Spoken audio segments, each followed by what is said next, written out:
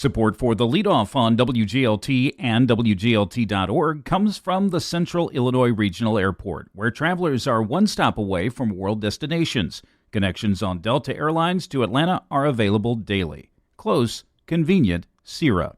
More at CIRA.com. McLean County has to put the brakes on a bike trail expansion. That's one of the things you need to know to start your day for Monday, September 15th. I'm Lauren Warnicki, and this is WGLT's The Leadoff.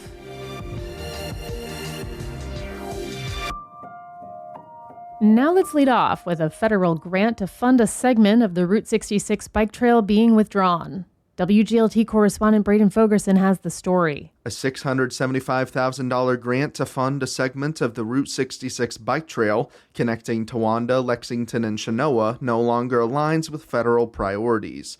That was news to Assistant County Administrator Kathy Dreyer when she received a letter from the U.S. Department of Transportation. The DOT's priorities presently include focusing DOT's multimodal grant programs primarily on projects that promote vehicular travel. County Board District 8 Representative Leah Klein chairs the county's Land Use and Transportation Committee. Klein says it's incorrect to assume the bike trail is a want rather than a need. It brings real dollars through tourism to these small communities that have been bypassed by the highway. But it's also a safety issue. We've had 6 accidents, including one fatal accident last year. Klein adds the county is exploring other ways to make the trail extension happen. And what we're trying to do is to get support from our state and federal partners to help us to find other ways of funding that project. Construction of 4 miles of the trail between the village of McLean and Funk's Grove is still ongoing. The 9 miles connecting Towanda to Lexington would make the 47-mile trail fully connected through the county, if completed. For the Leadoff, I'm Braden Fogerson. Here are some other stories we're following in the WGLT newsroom. Governor J.B. Pritzker has signed an executive order that's intended to ensure Illinoisans have access to COVID-19 vaccines this fall. It allows pharmacies and health clinics to provide the vaccines to anyone who wants one. New federal guidelines say the COVID vaccine is only to be authorized for people 65 and older and those with underlying health conditions. McLean County is buying a new emergency alert system. The system will send alerts to everyone in the county by cell phone. And Ted Dabrowski, president of the conservative media outlet Wirepoints, has announced he's running for governor next year. You can find more on these stories at WGLT.org.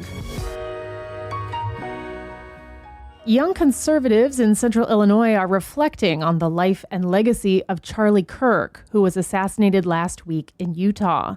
Morgan Riley is a 27-year-old chiropractor from Bloomington and vice president of the McLean County Young Republicans.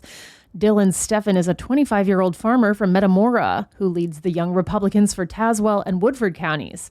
In this interview with WGLT's Ryan Denham, Riley says he was there in April when Kirk visited Illinois State University as part of his college tour. Riley says he saw a lot of himself in Charlie Kirk. There's so much overlap between me and the people that are in my circle with Charlie Kirk. I can name 25, 30, maybe more people who have the same views. Like, we don't consider, Charlie Kirk's not considered a radical extremist in my mind. We're both Illinoisans, white Christian males who are conservative. So there's that.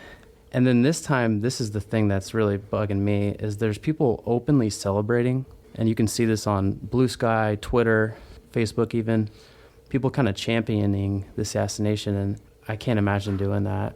Dylan, what about you? It's hard to really describe. Sadness, to a degree, but excitement for the future.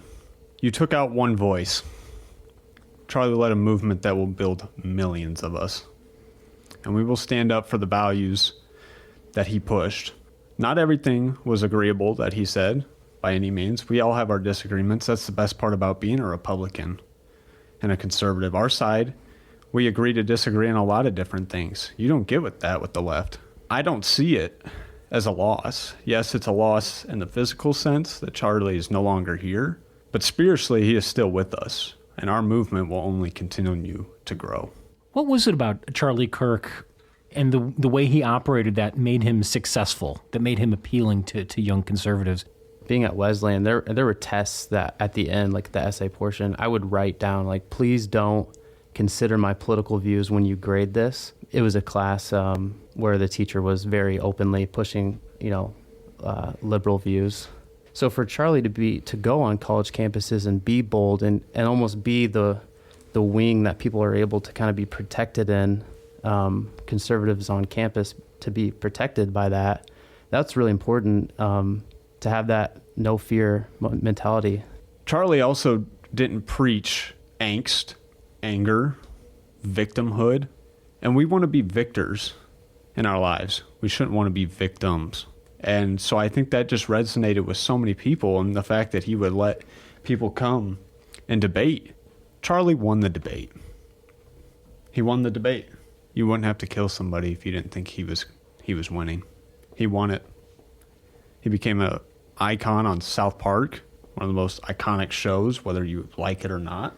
And I want to give my condolences, although I don't know his family personally, to them. And it's a hard thing.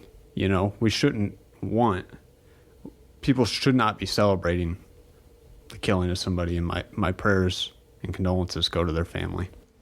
This is Sound Ideas. I'm Ryan Denham. I'm in the studio with Morgan Riley, Vice President of the McLean County Young Republicans, and Dylan Steffen, leader of the Tazewell and Woodford County Young Republicans. My impression is that the Young Republican organizations are relatively new in our area. Obviously, your counties have had, as you said, main GOP, regular GOP organizations. Why is it necessary to create a Young Republican chapter or group? Yeah, I think it just comes naturally from you see who's involved in the McLean County GOP, and they're self-reportedly an older group, and they're looking for a little more energy, younger people to step in.